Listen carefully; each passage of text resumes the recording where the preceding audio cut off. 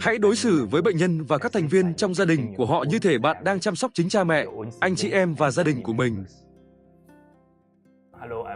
Xin chào, tôi là bác sĩ Y từ Malacca, Malaysia. Tôi là giám đốc y khoa của Donbridge.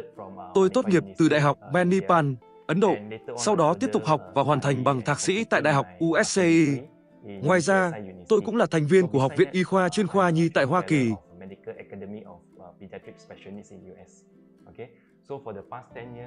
Trong 10 năm qua, tôi đã điều trị cho các trẻ có nhu cầu đặc biệt, bao gồm trẻ mắc chứng tự kỷ, rối loạn tăng động giảm chú ý, ADHD, hội chứng Down và trẻ gặp khó khăn trong học tập. Động lực của tôi đến từ các bậc cha mẹ. Tôi muốn gửi lời cảm ơn đến tất cả các phụ huynh và những đứa trẻ đặc biệt của họ vì đã chấp nhận tôi vào thế giới của họ. Khi những gia đình bước vào, điều chúng tôi nhìn thấy thường là sự buồn bã, nỗi đau và sự nản lòng. Nhưng sau một vài buổi tư vấn, nụ cười dần hiện lên trên khuôn mặt họ, và khi thấy con cái họ tiến bộ, tôi thực sự cảm thấy được truyền cảm hứng. Điều này giúp tôi nhận ra rằng công việc của mình không chỉ mang tính nhân văn cao cả mà còn đáng quý, và đó là lý do khiến tôi tiếp tục nỗ lực không ngừng. Dĩ nhiên, đây là một lĩnh vực đầy thách thức, đặc biệt là trong y tế, khi việc điều trị cho trẻ có nhu cầu đặc biệt và gia đình của chúng không hề dễ dàng.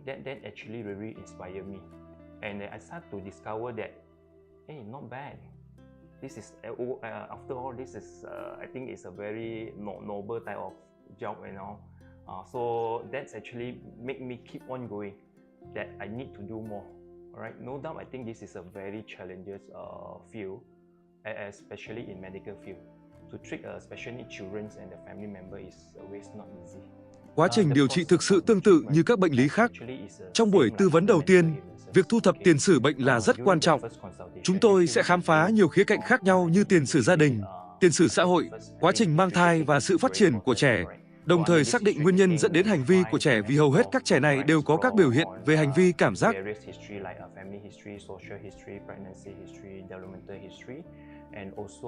We try to pinpoint the what we call that the causes of the child behavior. Sau khi lấy thông tin, chúng tôi sẽ tiến hành khám cho trẻ và tiếp theo là các xét nghiệm y tế, chẳng hạn như xét nghiệm tóc, nước tiểu và phân. Sau 1 tháng kể từ lần tư vấn đầu tiên, các xét nghiệm này sẽ có kết quả.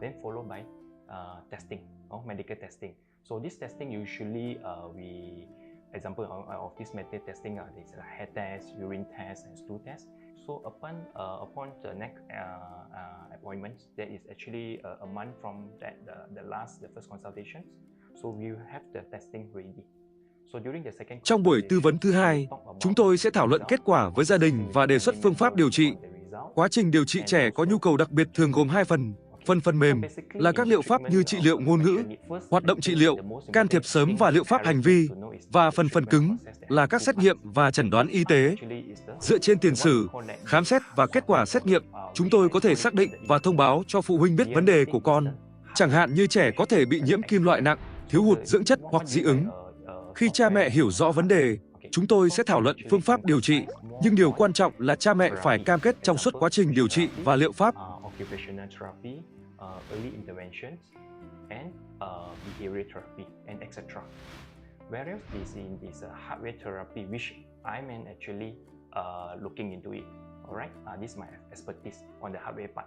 So, which actually in this hardware part, based on the history, based on the examinations, based on the testing result, okay, we are actually able to pinpoint, okay, and tell the parent that, okay, your child actually having this, let's say example, heavy metal issue, alright, okay, or your child actually having some nutrient deficiency, alright, or your child having some like allergic issue, okay. So on that part, so furthermore from that, so once the parent understand the concept, we will discuss on the treatment, alright. So but always remember one thing, always emphasize this on to the parents that I think they have to be very committed along this process, along this treatment and along this therapy. They have to be very committed, and there's no way that there's two children. Mỗi trẻ đều khác nhau, không có 2 trẻ nào có cùng phác đồ điều trị vì mỗi trẻ có các triệu chứng và kết quả xét nghiệm khác nhau. Đây cũng là thách thức lớn trong lĩnh vực này, vì số lượng bác sĩ và chuyên gia được đào tạo không đủ để đáp ứng nhu cầu ngày càng tăng. not only doctors but professional related to special needs field. All right, why? Because there's just too many cases, but the amount of doctors and professional being being trained in this field is actually not increasing as accordingly to the cases. Cha mẹ thường than phiền rằng rất khó để đặt lịch hẹn với bác sĩ, chuyên gia hoặc nhà trị liệu, và có khi phải chờ từ 6 tháng đến 1 năm để có cuộc hẹn tiếp theo. Thách thức lớn nhất khi điều trị cho trẻ có nhu cầu đặc biệt là việc nâng cao nhận thức và sự chấp nhận. Nhiều cha mẹ nhận thức được vấn đề của con nhưng không nhất thiết phải chấp nhận nó. Còn tệ hơn là một số cha mẹ không nhận ra vấn đề hoặc từ chối chấp nhận hoàn toàn, thậm chí gửi con vào các trung tâm chăm sóc trẻ khuyết tật.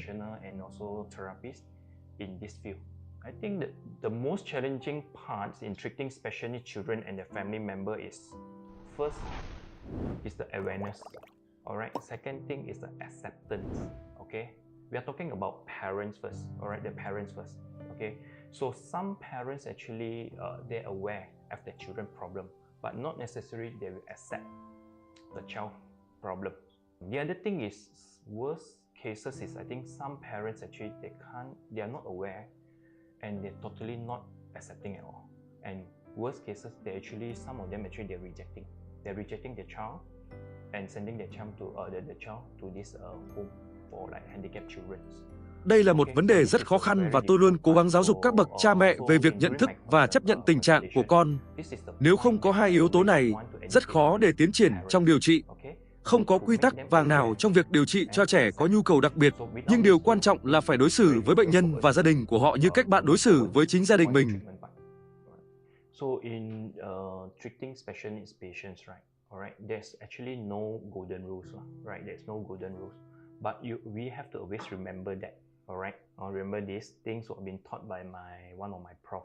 All right, Dr. Yee, you must always, treat the patients and their family members as if like you are treating your own parents, your own siblings and family members. So I think this is a very important concept. So if we are able, that every one of us, if we are able to do this, then I think we can able to help them more. All right, and we are able to understand them more, and which actually, to be very honest, over the years of experience, the result of the treatment, all right, the end result of the treatment or the therapy will be always positive. Khi một gia đình bước vào, tất cả đều là bệnh nhân. Chúng ta không chỉ tập trung vào đứa trẻ mà còn phải quan tâm đến cha mẹ, ông bà, anh chị em của trẻ.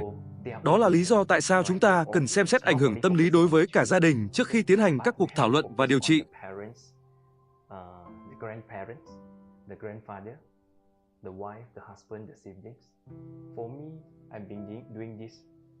Thường thì khi cả gia đình đến, sẽ có sự đổ lỗi lẫn nhau. Ví dụ như bà ngoại đổ lỗi cho mẹ của trẻ vì không tuân theo những lời khuyên trong quá trình mang thai. Điều này không chỉ làm tổn thương người mẹ mà còn ảnh hưởng đến cả người cha. Đàn ông thường có cái tôi cao và sẽ im lặng trước những lời chỉ trích, nhưng khi họ bắt đầu rơi nước mắt, đó thực sự là điều khó khăn.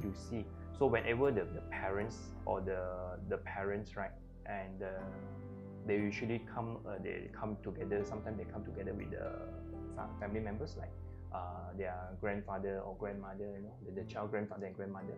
So usually we are being very careful in our words, you see, because a lot of time that I think the blaming game start.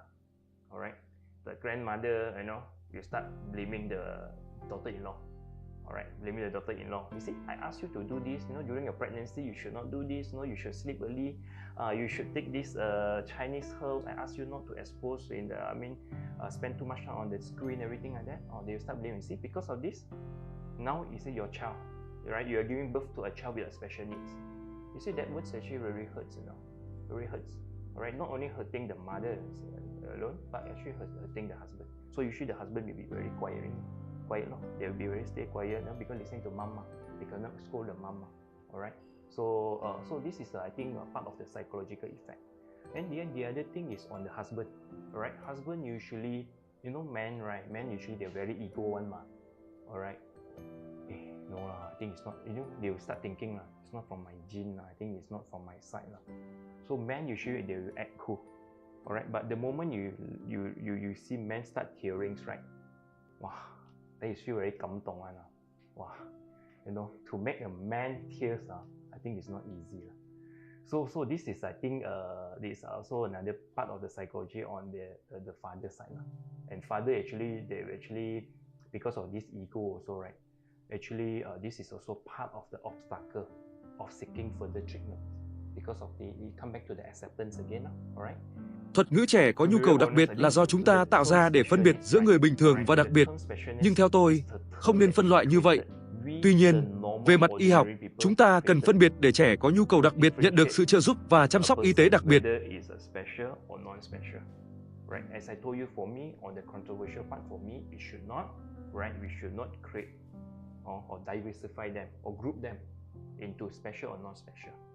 But okay, in medical terms, okay, if you were to answer in medical terms, yes, we have to categorize them. Why? Because the special needs children, they need more assistance, right? They need more help, right? And also they need more access in terms of medical care. All right. So for me, I think it depends on your perspective. All right. It's each individual perspective on answering these questions. So if these special needs children, right, they do not being treated as early as age like 3 or as early as we say below 7 years old, right? So how do they actually affect their future? So that's why I always emphasize, right? This is Can thiệp sớm là rất quan trọng, đặc biệt trong giai đoạn từ 3 đến 7 tuổi, để đảm bảo trẻ có thể sống độc lập và không trở thành gánh nặng cho gia đình và xã hội. Trẻ có nhu cầu đặc biệt cần được phát hiện và điều trị sớm để tăng khả năng hòa nhập cộng đồng và sống tự lập. So why we need this early intervention, why we need to emphasize on early intervention is because we don't want them to be burdened, all right, to the family members and to the society and as well as the community, all right? So at the end, we want them to live as independent as possible so that they can able to take care of themselves, they're able to take care of their needs, and also they're able to protect themselves. How do they survive? How do this special needs child survive in the future? Okay, I always tell this to the parents. Again, it depends on the severity of the child. All right, there's a mild, moderate, and severe. For those mild to moderate, I think we should not be any problem. So we are very confident that they can survive. Okay, of course, all right, they can assimilate into the society. So there's no problem, but they must have early intervention. But what we worry now is those children in the severe, right? Those special needs, which actually categorize into severe. Right, severe meaning that they are unable to take care of themselves, they are unable to actually meet their basic needs, right? Like in terms of toileting, also they need helps. Eating, they need helps. Clothing, they need help. Oh, they need helps in every other any other parts aspect. So these are the group of patients, the children that we are worried. All right. So what are the worries for their future? So very common. So usually the parents will tell you this, Doctor, I'm so worried that if one of the day when we are not around, both husband or myself not around, how is my kids going to survive? All right. We are so worried that they are being bullied, they are being rejected, and worse, they are worried that they are being abused. So I always get this kind of question, worries from the parents about they're worried about their future. Cha mẹ thường lo lắng về tương lai của con mình, đặc biệt khi họ không còn ở đó để chăm sóc con. Họ sợ con mình bị bắt nạt, bị từ chối hoặc tệ hơn là bị lạm dụng. Đây là những nỗi lo chính đáng, đặc biệt đối với trẻ có nhu cầu đặc biệt nặng.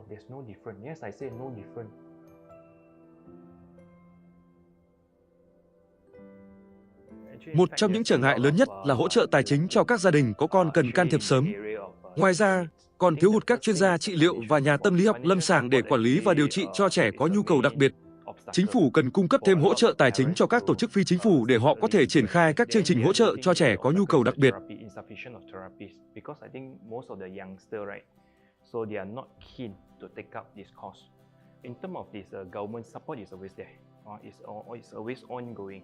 But I think the only thing is lacking in the sense that I think they can do better. Right, the government can do better by providing more assistance in terms of financial. So we have this model. I mean, we always talk to the government in hope that actually they can provide a lot of this, what we call the financial supports to the NGO, and let this NGO runs the programs, actually the program related to special needs. But I think at this point of view, I think they are still lacking. We hope that I think in future, so government will actually provide more assistance. And of course, I think the other thing, the other obstacle or the other insufficiency is a lack of professional. Tôi luôn chia sẻ ước mơ của mình về việc tạo ra sự nhận thức trong xã hội về trẻ có nhu cầu đặc biệt. Tôi may mắn khi Don Bridge đã chấp nhận và hỗ trợ giấc mơ này, cùng hợp tác để mang lại lợi ích cho cộng đồng trẻ đặc biệt. Actually regarding dreams of creating awareness, among the society in special needs. I'm so lucky that actually when I proposed my ideas to Don Bridge actually take up the challenge, and they came back to me, and also they proposed me so that we can work together, give me a lot of what we call it, a lot of freedom, a lot of supports in order for me to achieve this dream together with Don Bridge. And the other thing that what I like most about Don Bridge is the team, the team of young people full of dedication and determination, right, to achieve the dream together. Our end goal, as we actually discussed with Don Bridge, I see our end goal is we want to create a closed society where we can actually accept the presence of the special needs kids, all right? And also our goal is to bring Don Bridge to every corner of the world. Whenever there's a special needs children or community, Don Bridge will be there to assist them and to help them. I think the major role is how am I convince all these professionals to come in together and to work together for the betterment for the special needs children. Because you see right now what happened that the services actually is very disintegrated.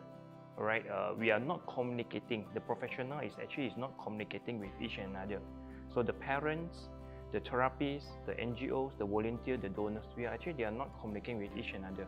So with me coming in Chúng tôi hy vọng sẽ kết nối các chuyên gia, các tổ chức và cộng đồng lại với nhau để tạo ra một xã hội an toàn, yêu thương và lành mạnh cho trẻ có nhu cầu đặc biệt. Tôi muốn gửi gắm thông điệp cho các chuyên gia trẻ, hãy làm việc với tình yêu và sự tôn trọng đối với các trẻ đặc biệt. For all these special needs, Don Bridge coming in, right, definitely is one of our what we call one of our objective. Our main objective is which actually we could be the catalyst or the platform to link this government, the private sector, the NGO and the community as well. So definitely it's going to be in our plan to all these young coming therapists or professionals. So there's two things that I would like to share. One is love. Okay, love is very important. So without love, no matter how knowledgeable you are, you won't go far. The other thing is respect. All right, you should respect the rights of these special needs children. So as I mentioned, I always emphasize, we have to respect their presence. They have all the rights to live together with us. So these are my two main advice to all these therapists. Okay, love and respect. Lời khuyên của tôi cho các cặp vợ chồng trẻ chuẩn bị có con là đừng nản lòng. Nếu bạn có tiền sử gia đình liên quan đến tự kỷ hoặc các vấn đề về trẻ đặc biệt, hãy tìm đến các chuyên gia tư vấn di truyền. Đồng thời, nếu bạn đang sử dụng chất kích thích như ma túy, uống rượu nhiều hoặc hút thuốc, hãy dừng lại ít nhất 6 tháng đến 1 năm trước khi mang thai để giảm nguy cơ sinh con có nhu cầu đặc biệt. Sau khi mang thai, hãy đảm bảo không bỏ lỡ bất kỳ lần khám thai nào, vì các bác sĩ sẽ theo dõi sự phát triển của con bạn và phát hiện sớm bất kỳ dấu hiệu bất thường nào. Or the genetics professional, right? So which actually the service is there. The other thing is, okay, a lot of young parents, I think, if you are actually engaged with substances abuse, this one I have to emphasize, substance abuse like drugs, okay, chronic, if you are on drinking, a heavy drinker, or you are chronic smoker. So my advice to you all is, before you get pregnant, please stop all these high-risk behavior in terms of like taking drugs, taking excessive alcohol and smoking for at least 6 months to a year. So before you get pregnant, so that will actually help you to reduce your risk in getting a special needs child. So later, once you get pregnant, for the young mom or first-time mom, once you get pregnant, always go for follow-up. All right? Okay, you must always don't miss the follow-up. Okay, go for the checkup. And upon delivery, the follow-up with the government hospital or with the private doctors is very important. Never miss it, because during this follow-up, right? So these doctors or pediatricians, they will actually follow up your children's growth and development. In case there's any delay in any stages of their growth and development, so the doctors Cơ hội vàng để can thiệp sớm là trong giai đoạn từ 3 đến 7 tuổi. Đây là lời khuyên của tôi dành cho tất cả các bậc cha mẹ trẻ và những người sắp trở thành cha mẹ. Xin cảm ơn. Early intervention or treatment is between 3 years to 7 years. So this is my advice for all the young parents and parents to be.